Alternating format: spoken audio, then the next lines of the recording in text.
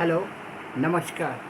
मैं इंद्रजीत नारायण से यूट्यूब से इंडियन साइंटिस्ट की श्रृंखला लगातार चल रही है।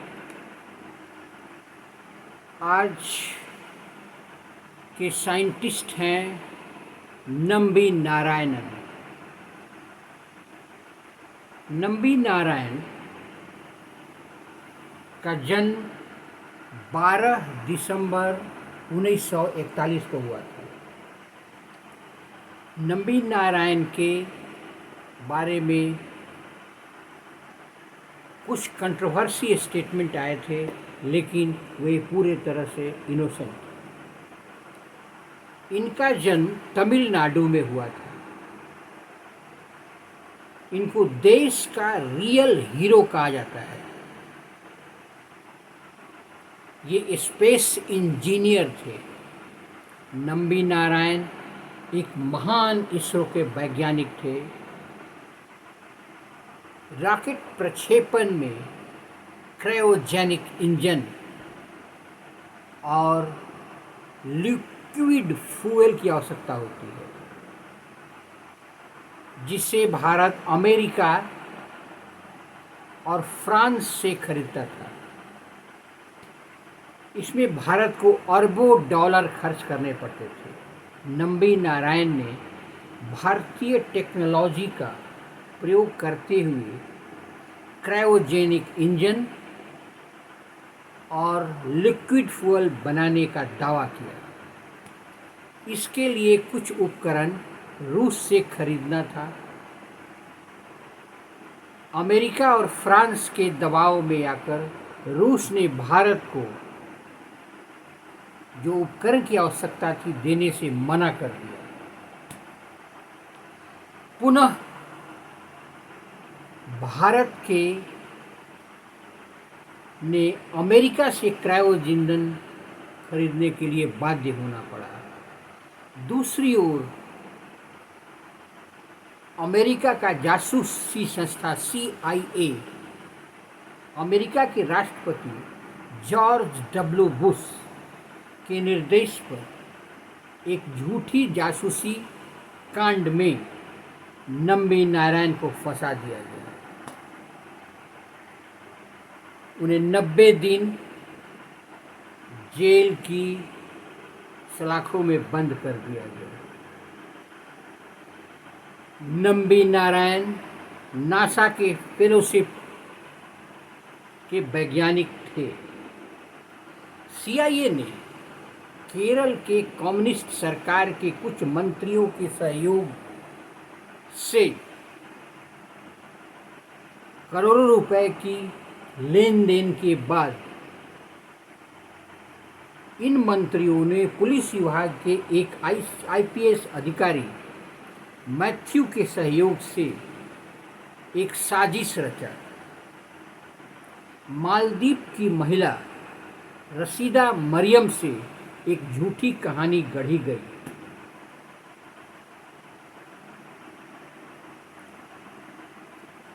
चौदह अप्रैल 1921 को सुप्रीम कोर्ट ने पुलिस कॉन्स्पिरेसी जांच के लिए CBI को आदेश दिया।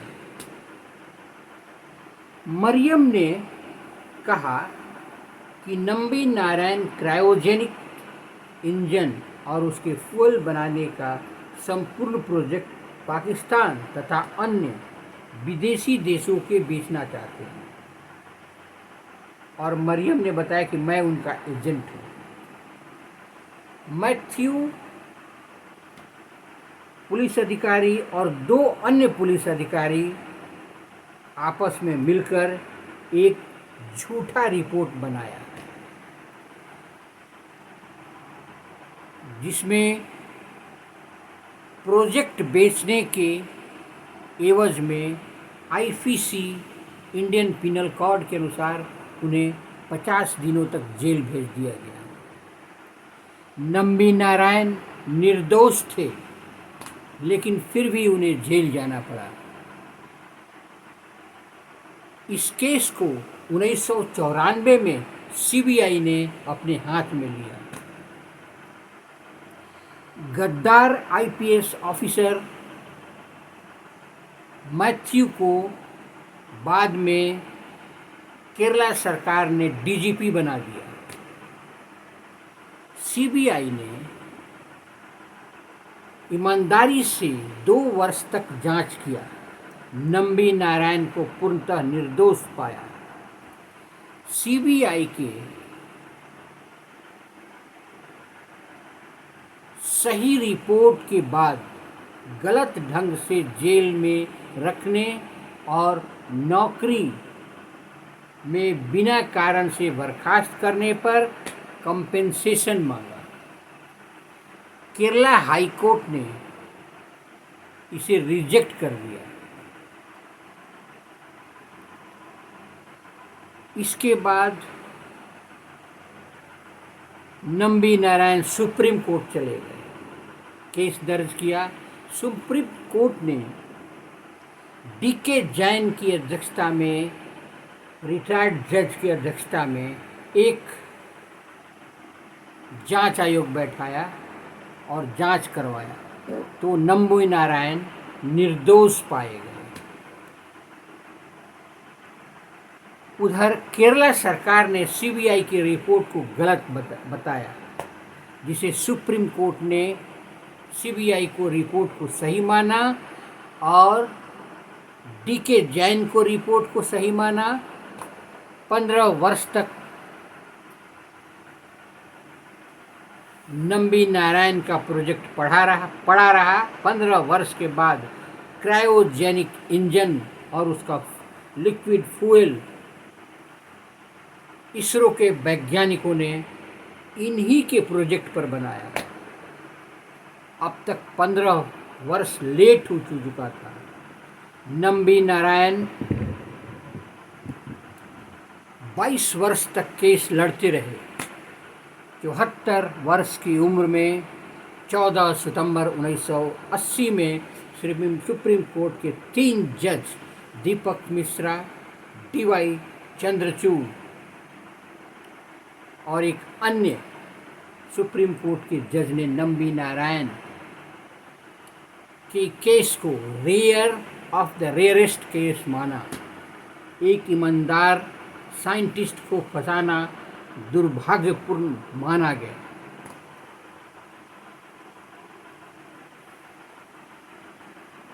$75 लाख का कंपेंसेशन के लिए सुप्रीम कोर्ट ने फैसला दिया कि रिटायर्ड डीजीपी मैथ्यू और 2 अन्य पुलिस ऑफिसर से वसूला जाए। अगर वे नहीं दे पाते हैं तो उनकी संपत्ति को जब्त करके बेच दिया जाए और 75 लाख नंबी नारायण को दिया जाए। बाद में 1 करोड़ 30 लाख केरला सरकार ने कंपेंसेशन दिया। भारत सरकार में मोदी सरकार आज इसरो के भूतपूर्व डायरेक्टर को 26 जनवरी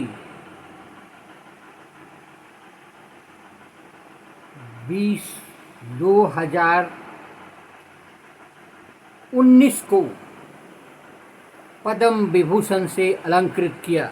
एक ईमानदार इसरो के साइंटिस्ट को झूठा केस में फंसाने वाले कम्युनिस्ट सरकार की जितनी भर्त्सना की जाए वो कम है।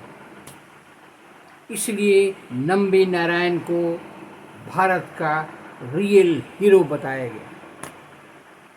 इस पर एक फिल्म बनाई जा रही है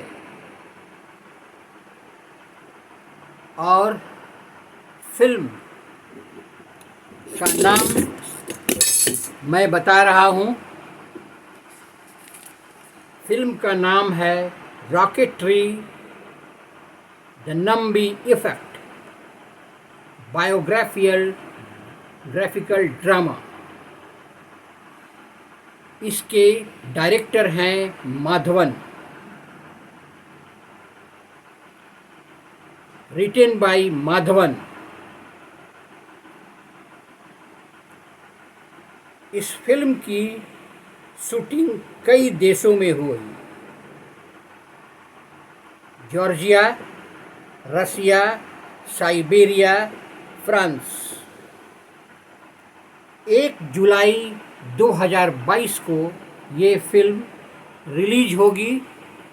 आप सभी लोग नम्बी नारायण के ईमानदारी की कहानी इस फिल्म में ज़रूर देखें। मेरा सभी लोगों से एक रिक्वेस्ट है कि आप मेरे चैनल को लाइक करें, सब्सक्राइब करें और बेल आइकन दबाएं।